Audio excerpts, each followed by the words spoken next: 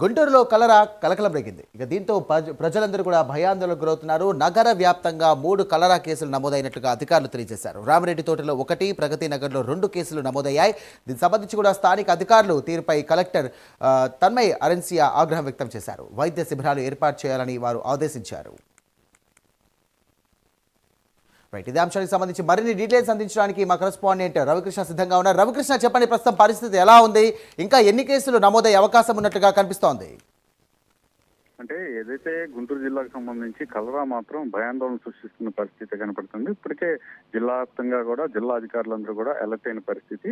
గత వారం రోజుల నుంచి కూడా కలరాకి సంబంధించి ముఖ్యంగా కూడా అధికారులతో చాలా మంది కూడా గుంటూరు జీజీహెచ్ లో జాయిన్ అయ్యారు. వాళ్ళకి స్పెషల్ వార్డుని కేటాయించి అక్కడ ట్రీట్మెంట్ కూడా అందిస్తూ ఉన్నారు. అయితే వాళ్ళ డయేరియా వచ్చిన ప్రతి ఒక్కరికి కూడా అన్ని రకాల టెస్టులు నిర్వహించినటువంటి క్రమంలో అంటే ఇప్పటికే 240 మంది అక్కడ ఈ డయేరియాతో జాయిన్ అయినటువంటి వాళ్ళలో టెస్టులు అన్ని కూడా నిర్వహిస్తే వాళ్ళలో 3కి ఈ కలరా బ్యాక్టీరియా ఉన్నట్లు కూడా తెలిసినటువంటి నేపథ్యం.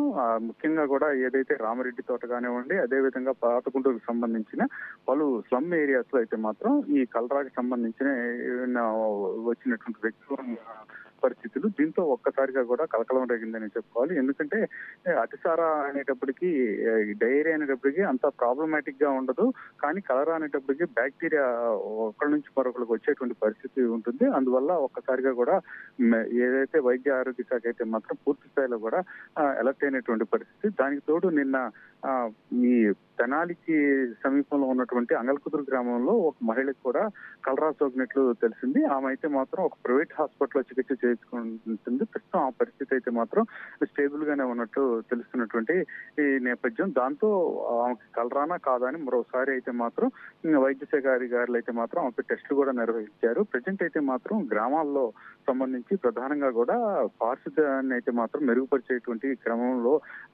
మొత్తం యంత్రాంగం అయితే ఉందని చెప్పుకోవాలి. అలాగే కాచి చల్లార్చిన వాటర్నే తాగమని చెప్తున్నారు. ఇప్పటికే ఇక్కడ ఉన్నటువంటి జీజీహెచ్ లో ఉన్నటువంటి అనేక మందికి కూడా డయేరియాతో ఉన్న వాళ్ళకి కూడా కలరా ఉంటుందనే ఉద్దేశంతోనే వాళ్ళకి టెస్టులు అయితే నిర్వహించారు. దానికి సంబంధించిన పరీక్షలు అయితే ఏవైతే రిజల్ట్స్ ఉందో అది మాత్రం ఆ టెస్టులు రిపోర్టు మాత్రం మరొక 1 day లో వస్తున్నటువంటి నేపథ్యంలో మరింత మందికి కలరా వ్యాపించింది అనే దాని మీద ఒక అవగాహనకు వచ్చేటువంటి పరిస్థితి అయితే ఉంది. దానికి తోడు ఈ కలరాకి సంబంధించి కలరాని వచ్చినప్పుడు ఎలా ఎదుర్కోవాలి అనే దాని మీద మాత్రం పూర్తి స్థాయిలో వైద్య ఆరోగ్య శాఖ అయితే మాత్రం కసరత్తు నిర్వహిస్తున్న పరిస్థితి అయితే కనపడుతూ ఉంది. Right, thank you Ravikrishna.